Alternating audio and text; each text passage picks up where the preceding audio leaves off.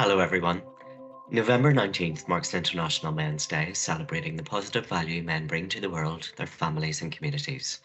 I've had the pleasure of chatting with some brilliant, talented, inspirational men who work alongside us at Survitec, detailing their stories of overcoming challenges, how they prioritise their mental health, and revealing the best advice they've ever received. It is only when we all lead by example that we create a fair and safe culture that allows everyone the opportunity to prosper. Okay, General Manager based in Dunmurry, Belfast, Northern Ireland. Basically responsible for just about every aspect when it comes to running the site. Obviously responsible for health and safety and well-being of everybody that works on the site. Responsible for the operations functions through the site. Responsible for sales and customer services. And responsible for the quality as well that comes from the product that we deliver from the site. I'm HRIS and KPI manager, and I'm based in Scotland. My current job role is I'm the global operations director for in the fire line of business. So I'm the director of mergers and acquisitions, and I'm based out of the London office. Yeah, so my job is to source potential acquisitions for all four lines of business. So I also lead the execution of the deals. My job role is Survival Craft Engineering Director, and I'm based in Dunmurry.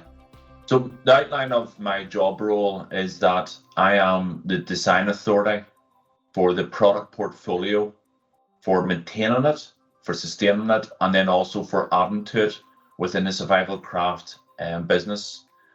At the Survitec Japan in Yokohama City, and technical department for the production of the life raft, or MES. My job role is Safety Service Manager for the Benelux. So I'm responsible for all the operations within the Benelux area with regards to firefighting and life-saving compliance for lifeboats. And I'm based in Rotterdam. So my job role is Head of Product Design for Aerospace and Defence, and I'm based in Ellesmere Port. I head up the product design team. I am the General Manager of Canada, and I'm based in Vancouver. Well, my job is to oversee the two businesses, DVC and SSS Canada. I'm home-based mainly, but because I work on big projects like Sea Haven that I've been working on for the last 6 years, really. Yeah. So you're based all over the world, wherever the job takes you? Yeah, pretty much. I was based in sort of Birkenhead for a while, then I was based over in Dunmurry for a while, then obviously the London office. But because Sea Haven is, such a big program, I then got seconded onto that as my main role. And that's been Birkenhead and North Wales based. So I've been home office, and then I sort of visit the sites as and when required. And then sort of go for the last 6 years really on Sea Haven. So what that's been is to make sure that it was complete cradle to grave on development, ideation as a requirement. So we got that from working with the sales teams and the market sort of needs. And then I looked after, Sea Haven from conceptualization right the way through to prototyping, testing, development, and through to certification. I'm based in Singapore. My role as a safety supervisor. Basically, my daily work is coordinate job, assign technician for daily job.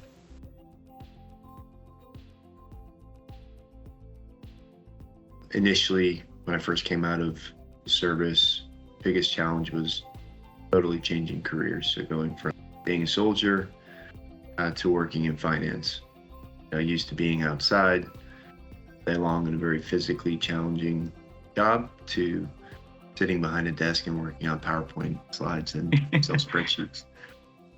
Trying to find the right balance between spending quality time with your family and also being good at your job.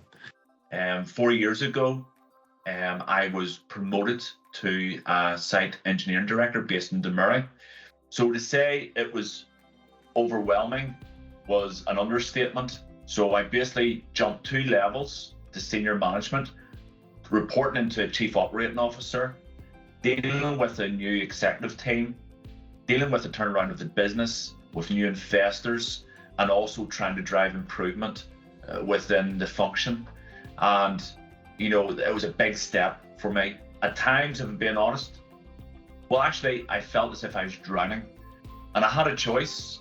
The choice was to continue drowning or to start to swim. And with the support, I have to say, I had some really good people around me. Claude, Claire in HR really supported me, and I started to swim. And amazingly, I discovered the more I swam, the stronger I got. I was actually talking about this not so long ago to someone who's experiencing a similar issue, and I said I wouldn't change a thing, even though it really nearly crippled me. It's also made me the person I am today. The emotions around COVID in the workplace, the fears, and trying to keep business going while making everyone comfortable and feel safe.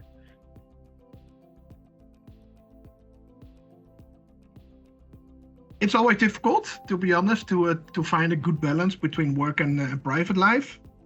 But I get my rest, and my mental health will be okay. I'm the football trainer of both of my children, so 4 days a week I'm at the football. So in the evening I'm at the football field, and I'm helping the kids to play football, to train the kids, and that gives me a rest in my head. So yeah, that's my thing. How I get relaxed. I did go through a stage where I wasn't in a very good place, and I had to take a long, hard look about my work-life balance.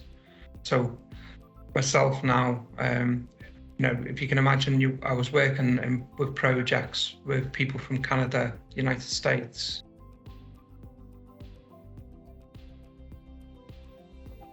Calm all the time, and not to stress too much, as what I did. Please have a wide angle direction for the thinking or eye.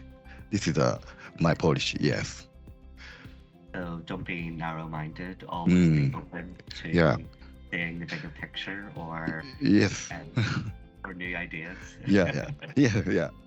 Never see only one way. Throughout my journey, as I said, I've been with the company now for 33 years. Joined as an apprentice and now held every position, and now I'm in a global role.